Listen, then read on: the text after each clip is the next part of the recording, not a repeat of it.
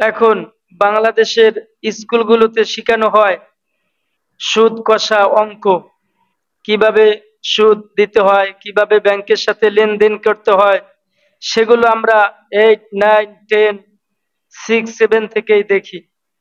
কিন্তু মুসলিম সমাজে থাকার কথা ছিল জাকাত কার উপর ফরজ, জাকাতের শর্ত কি, জাকাত কে কে পেতে পারে, এগুলো ছিল মুসলমানদের অঙ্কে বইয়ের পাঠ্যসূচি।